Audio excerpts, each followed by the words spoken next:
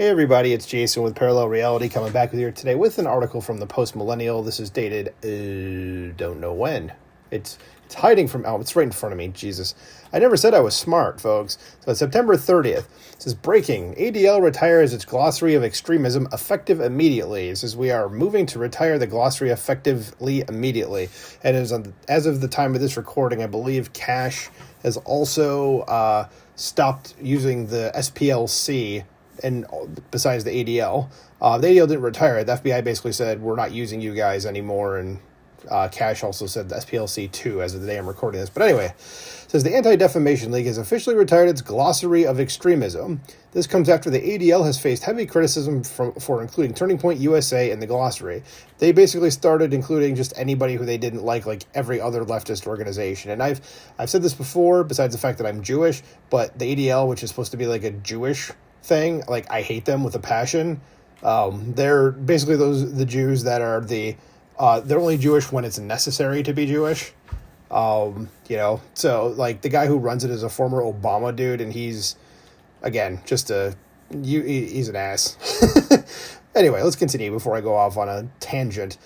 In a post to X, the ADL said, with over 1,000 entries written over as many years, not cutting that out, says the ADL Glossary of Extremism has served as a source of high-level information on a wide range of topics for years. At the same time, an increasing number of entries in the glossary were outdated. We also saw a number of entries intentionally misrepresented and misused. Moreover, our experts have continued to develop more comprehensive resources and innovative ways to provide information about anti-Semitism, extremism, and hate. In other words, just things we don't like. I mean, because who knows if they're actually going to do it based on those things. Just because, like I said, they just put things we just don't like on there, like Turning Point USA, which is just like a milquetoast Republican thing. That's it.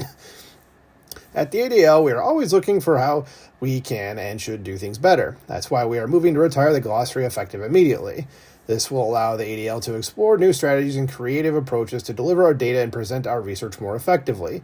It will keep us focusing on ensuring what we do best, which I'd love to see what they're going to say here. It says, fighting anti-Semitism and hate in the most impactful ways possible. Okay, anti-Semitism, fine.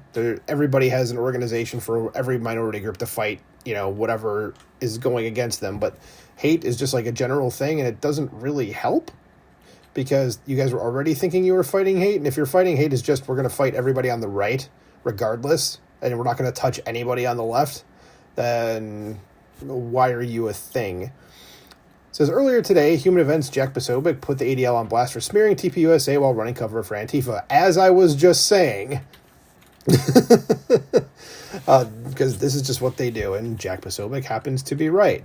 Should be ashamed in using the tropes they have had for peace and defamation in order to incite violence in this rhetoric that has led to things like Charlie Kirk's death and incited violence against Christians. Right. He's not wrong. While smearing TPUSA with false and incendiary labels, the ADL simultaneously ran cover for Antifa, saying that violence is not the norm for them. Do you know anything about Antifa? It says, even though the group has been designated as a domestic terror group, Antifa members have been responsible for a number of violent attacks, including at an ICE facility in Portland and the torching of Tesla cars in various cities. And from Real America's Voice, they kind of go into it a little bit there. I'm not going to play that, but the article is linked below, and you can certainly go ahead and listen to that video. It says, earlier today, Human Events ran an opinion piece blasting the ADL, and says the ADL's glossary is not just to describe different types of political organizations, but to deliberately paint these groups as extremist groups that intend to cause harm to protected classes or races of people that reside within the United States, with the website describing the glossary's actions as nearly 900 terms and concepts used by a wide variety of extremist groups and movements, including white supremacists. Those people that don't seem to actually exist anywhere. And again, they're out there. I know they are, but they just never seem to do anything and never show up. It's just they're just there. It says, out in the open, the Anti-Defamation League is labeling conservative activism among the youth as extremist, and now the ADL has blood on its hands, and that it does. And I think a huge part of them doing what they're doing is the embedded tweet down there with Elon getting involved, and if he's putting eyes on things, that's going to put immense pressure on them. It says, the move from the ADL, or from the organization, because I can read, also comes after Elon Musk wrote a series of posts on Monday, including, the ADL has become a far-left hate propaganda machine. And I mean, I know Elon's just saying this, basically now, but it's like, they've been doing this for a while, my friend. Like a long time. It says, the ADL hates Christians, therefore it is a hate group, and ADL sells hate. And he's not wrong about any of that. It says it considers Christianity hateful. See, and they give Jews a bad name by this because, like, every single Jew that I know, not a single person has a problem with anybody being Christian. Like, I certainly don't. Hell, my dad's entire side of the family, at least my aunt, his older sister, may she rest in peace, all of her children are Christian because she converted when she married. I spent all my childhood with my cousins celebrating Christmas, and I got Hanukkah too. I got both. I got the best of both worlds. But I mean, like, I don't understand why they would put this on their Christian identity. Okay, so you're a Christian. Like, it's like, okay. Like, Christians are not a hate group, okay?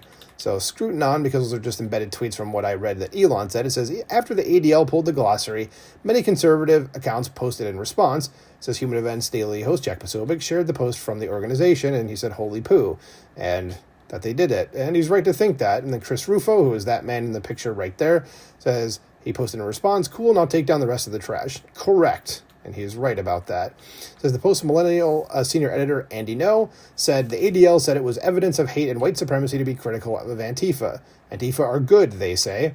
Then after October 7th, Antifa began waving and marking their symbols and logos to express support for terrorism in Israel. Yeah, it's part of the Omni cause, if you don't know what that is. They just decided to go ahead and Antifa link up with the Palestinian folks that are expressly calling for the murder of Jews, just because they're Jews.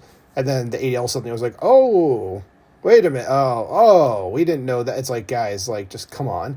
Says Jonathan Greenblatt, that's, again, the name of the guy who runs the ADL, the former Obama guy, says, do you take accountability for running cover for Antifa and mainstreaming their extremism? No, he's not going to take any credit for it at all, because that's just what he does.